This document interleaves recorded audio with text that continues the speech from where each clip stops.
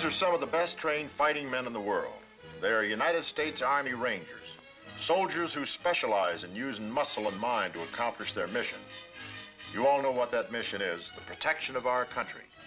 But as you can see, you don't get this kind of protection without work. And you don't get it unless you've got men who are in physical shape to do the job. That's what our big picture is about today. You might call it the shape of the nation. And these fellows going through their paces at Ranger Training Camp make a good jumping off point for our story on physical fitness.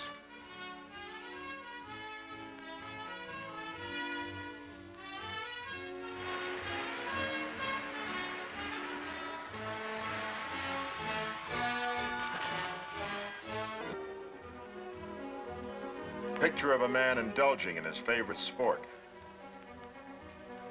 He gets trimmed regularly at this game, and he needs trimming, especially around the bay window.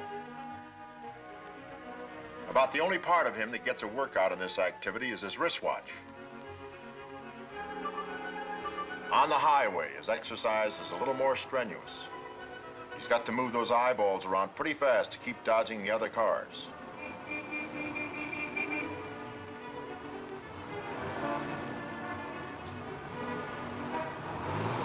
But let's give him his due. Wherever he is, those jaws get a real workout.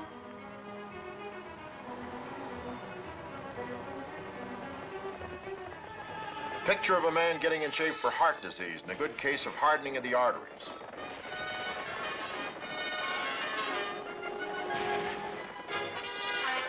Just to chip off the old block. It won't be long before Junior begins to develop his own 5th grade spread. What our friends, big and little, are really suffering from is the same affliction that hits thousands of Americans, underactivity.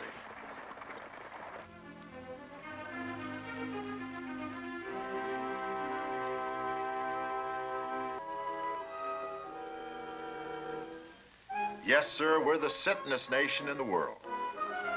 Never have so many sat while so few move.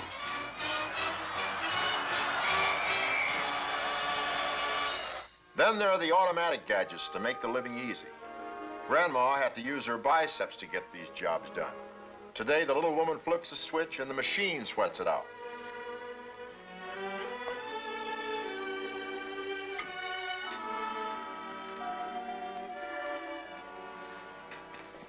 Yeah, we got it made. As if I had to tell you, your narrator was Mrs. Hope's little boy, Robert. And I'm glad to be in here pitching again for Uncle Sam. Well, hello. Sir, did you read the sign, no peddlers? Oh, let's see machines replace that. Say, you wouldn't think all of this has anything to do with defending our country, but it has. We've got this tendency over here to make things as easy as possible for ourselves, so we give the work to the gadgets, sit around and let ourselves spread and get soft. Now, when a country gets all flab and no flip, it's in for real trouble when the going gets rough. Let me show you. For instance, did you know that 3 out of every 5 men called up for military service are rejected for physical reasons? In order to get the 196,000 men needed for the Berlin crises, the government had to call up over 700,000 men. That's the kind of statistics that should keep us up nights worrying about where we're heading.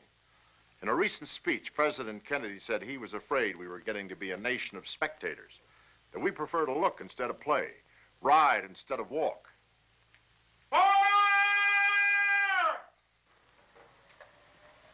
Well. Greetings, Kate. Meet my golfing mate. Well, I see you're still in the rough. I'll see you at the clubhouse. Say, Jerry, I was just telling the folks that most of us don't get enough physical activity. Oh, I'm just breaking it in for a friend. Now, seriously, folks, Bob's right. It's great having all these gadgets, provided we don't let them wreck our health. That's the big danger, Jerry. Too many of our people don't seem to realize how important it is to keep the flab down and the flip up. Well, there are a lot of other countries in the world that do know how important it is. I don't know if Khrushchev has one of these things, but one thing I do know, the people over in his part of the world really work at keeping fit. Yeah, maybe you've seen some of the pictures of those Eastern European athletic meets. These are not professional athletes. They're mostly young people who are trained from childhood to keep their bodies in top condition. Many of them will go into their country's armed forces, bringing with them the strength and coordination they've built up over the years. Others will bring honors to their nation in international sports competitions. Often the United States has fallen behind in the Olympic Games. That's because other nations go in for more individual participation in a great variety of sports. With these people, physical fitness is a way of life. And while there isn't much over there we care to copy, we could do with a little more of this kind of thing in our country.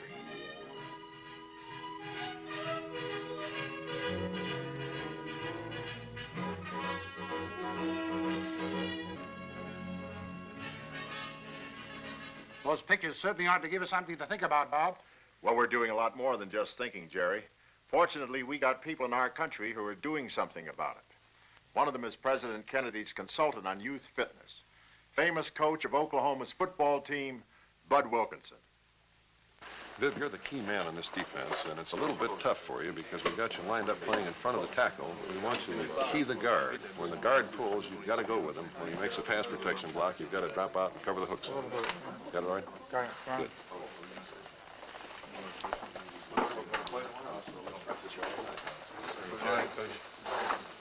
How's your ankle, fella? Good. The President's Council on Youth Fitness was created by an executive order of President Eisenhower in 1956. This action alerted the country to the problem that we face in the area of physical fitness. The cause is practically self-evident. Modern conveniences, our technology, have eliminated the muscular effort in our daily lives. Under President Kennedy, the Council decided to take more specific action aimed at specific groups. The majority of young Americans are in our schools. We felt first that we should identify the underdeveloped child and be sure that each school had a program to bring the underdeveloped child up to par. To our amazement, in a preliminary survey, we found that only 28% of America's schools had adequate physical education programs, and less than 50% had daily activity programs for each boy and girl. We feel that this situation obviously needs to be corrected. With the cooperation of 19 leading educational and medical organizations, the President's Council has developed a recommended basic physical fitness program for the nation's schools. Many of them have already responded to the urgent appeal of the President's Council for a more vigorous fitness program. Now I would like to show you a portion of a film report by the President's Council on Youth Fitness demonstrating what some schools in the country are doing about this vital problem. Here's what happened in one town, Muskogee, Oklahoma.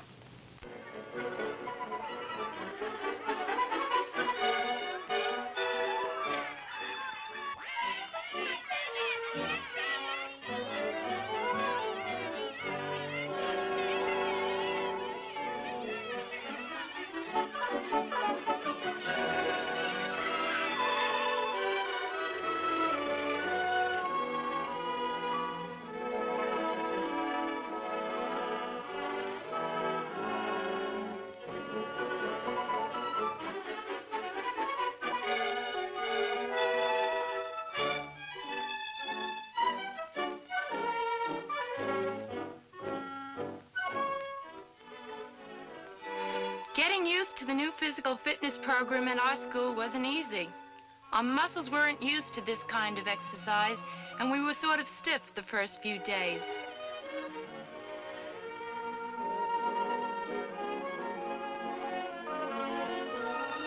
But once we got onto it, it was fun. We found we could do a whole lot more than we thought without getting tired. And anybody who couldn't keep up was a real square. We found the exercises helped us to do our schoolwork better, and we slept better at night and felt better.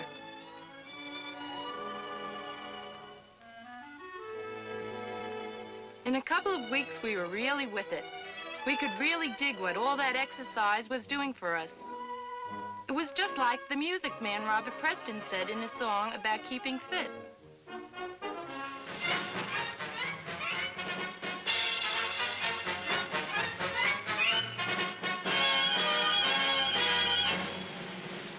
Push up, down every morning, 10 times push up, starting low, down, that's 5 more, down, the right, nuts to the fatty guy, go, the chicken fat, go away, down, go, you chicken fat, go.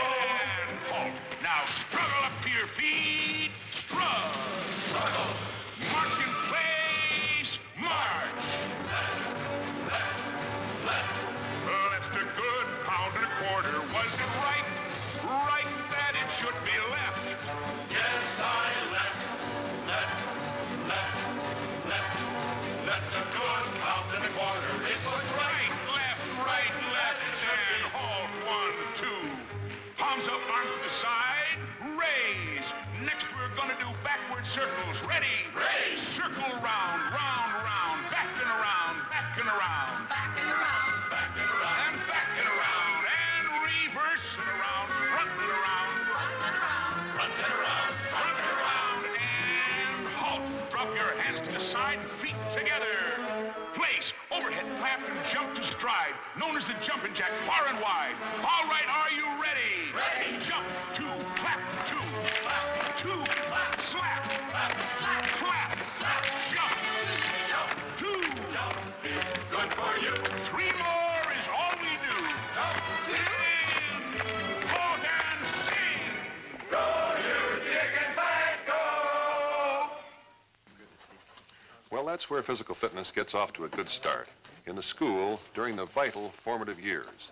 And equally important is continuation of exercises in the home where the whole family can join in.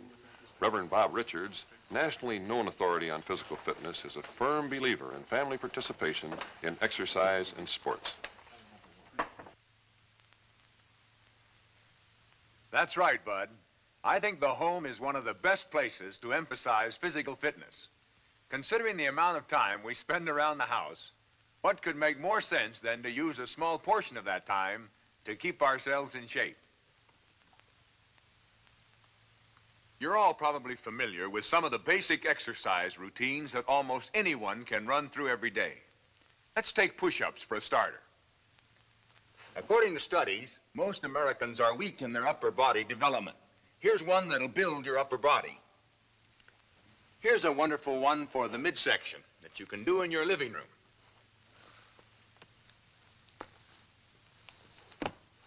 If your abdominal muscles aren't in shape, you can bet your whole body will get in shape. This can be a fun exercise. You can do it with members of the whole family. Still another exercise, and one that is good for the hips, is the hip bend. From this one, you can go into running in place, touching your toes, and many other kinds of exercising. The important thing is to stick with your exercising. Make it a daily routine, like eating. Actually, the two do go hand in hand. Good nutrition is an important part of physical fitness. And as Bud Wilkinson said, we've got to start the whole process at the beginning with our children.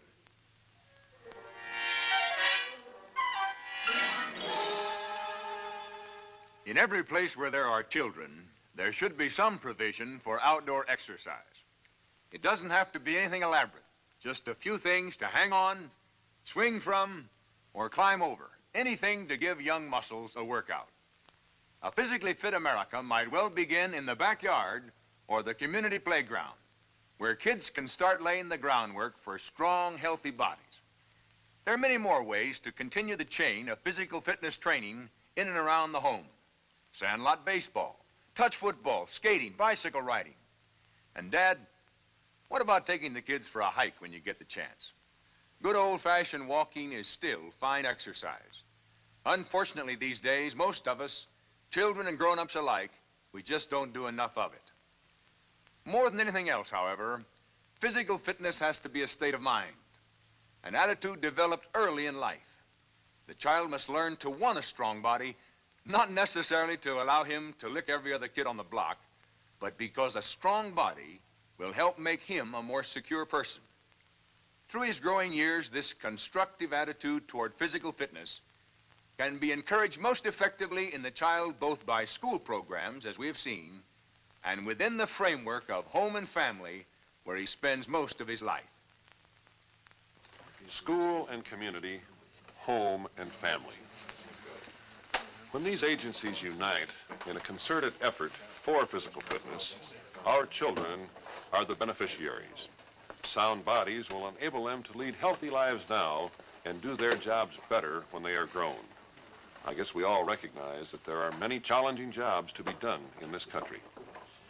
Do you recognize this man? He's astronaut Alan Shepard, America's first man in space.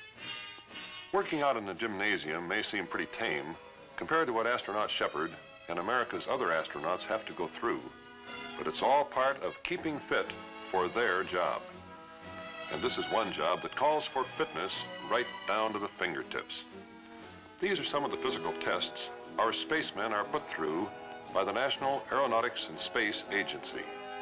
Coordination, alertness, ability to withstand tremendous pressures. That's the order these men must fill. Only the best can make the grade. Perhaps Commander Shepard himself can tell us what it takes.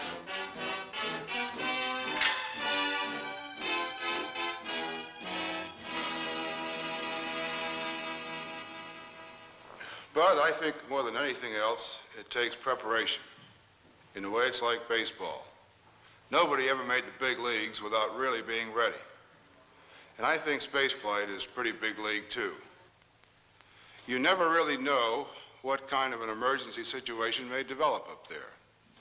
A situation which often requires split-second judgment. And it takes fast, cool-headed reaction to meet this kind of challenge. This reaction can only come from a body and mind that are healthy enough to accept the situation. Now, over the years in the United States Armed Forces, I've had to keep myself in good shape. And consequently, it's become a habit for me and my family to maintain good physical fitness. I think this is a habit that would benefit all of us, to enable us to meet our own individual challenges. Key words from a man who knows the importance of physical fitness. Whether we're talking about America's team of astronauts preparing for a shot into space, or a much larger team which may someday have to defend our country. Like this team of West Point men in summer training at Camp Buckner. One day, each of these men may be an officer in the United States Army. Like other West Pointers such as Dwight Eisenhower, Douglas MacArthur, George Patton, and others, some of these men may similarly be marked for fame. But all of them will become leaders with vital military assignments. Their preparedness, their readiness for important roles in the defense of their country is not a matter of accident. Their admission to the United States Military Academy depended on the highest degree of physical and mental fitness. They bring will and strength to their tasks. But they must have what it takes to make the grade, and it takes plenty.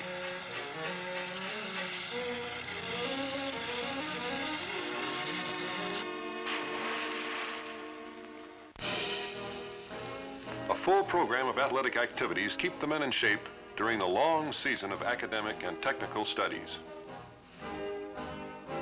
At the Academy, West Pointers get a workout in physical activities which stress individual performance.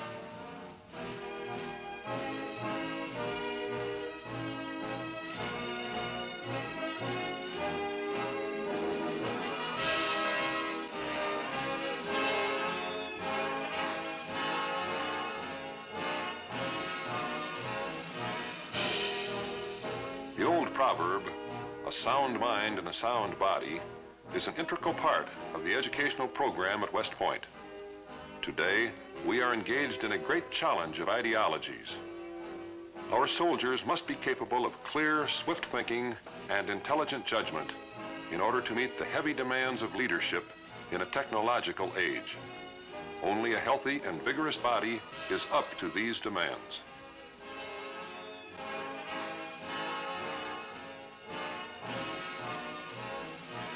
The end product of any effort is the sum of what you put into it, the foundation on which you build. The foundation of each man is his physical condition, and like every foundation, it must be strong. On its strength depends the safety and well-being of our nation. Today, as in World War II, we know that the building of the physical side of young Americans is one of our most crucial tasks.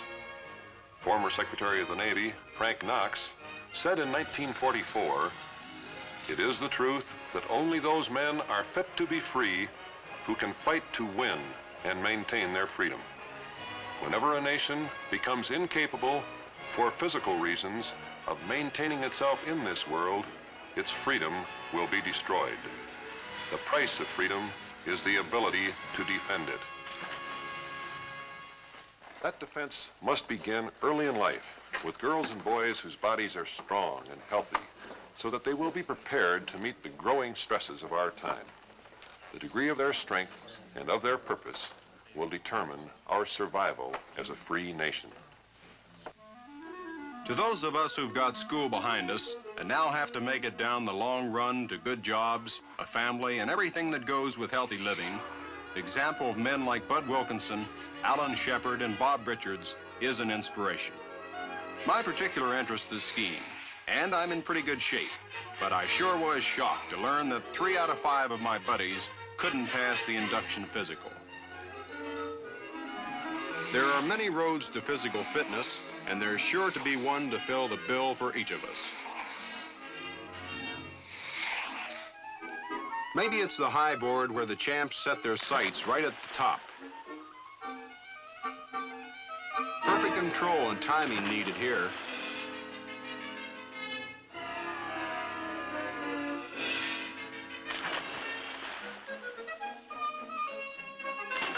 In swimming, it's limber muscles and limbs that don't tire easily. Water sports of every kind are fun and good bodybuilding exercise. And we can do them in our local club in winter, as well as at the beach or lake in warmer weather. Many of us take to the bowling alleys, a great indoor sport that can do a lot toward keeping us in shape.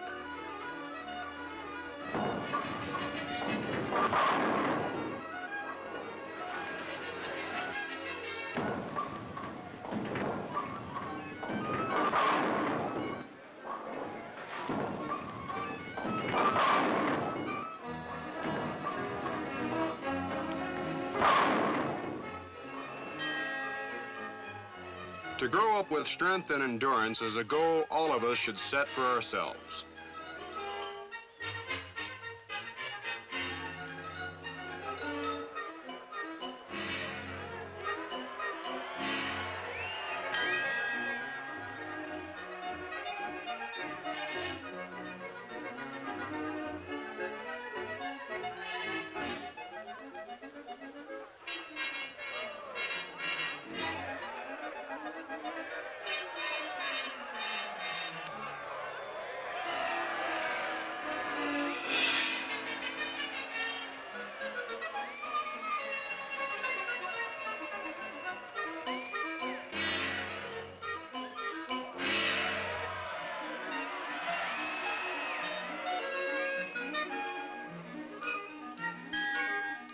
Very few of us will become strongmen at demonstrations or international competitions.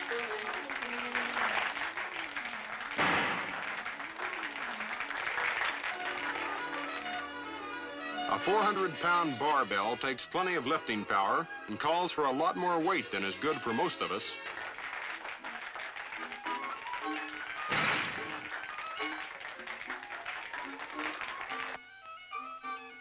But this kind of strength is an example of what the body can do when it is trained for the job.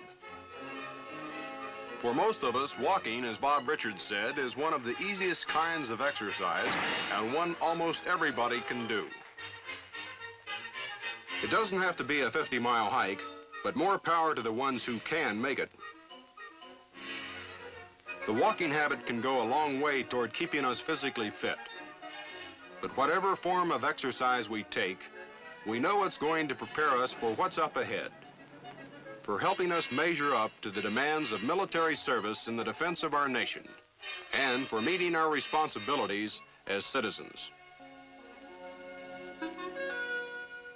Oh, he flies through the air with the greatest of ease, the daring young man. Oh.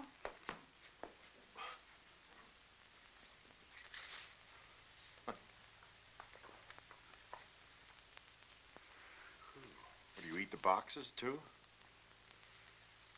Show off. Now, that's nice firm flab. Well, everybody can't make top grade in physical fitness, but everyone can make the most of what he is by following a daily program of exercises. That goes for Junior, Sis, Mom, and Dad, and the rest of the family. For all of you, keeping fit will pay off in a happier life. And remember, no matter what your job is, it can be done better when you're in good physical shape. And now, the man behind the country's youth fitness program, President John F. Kennedy, has a personal message for all of us on this important subject. I welcome this opportunity to speak to the people of America about a subject which I believe to be most important, and that is the subject of physical fitness. And I speak not only as President of the United States, but also as a parent of 2 children who I hope will grow up with those qualities of vigor and energy which we identify with the best of America. This should be a matter of concern to us all. A country is as strong, really, as its citizens. And I think that mental and physical health, mental and physical vigor go hand in hand. I hope that we will not find a day in the United States when all of us are spectators except for a few who are out on the field. I hope all Americans will be on the field.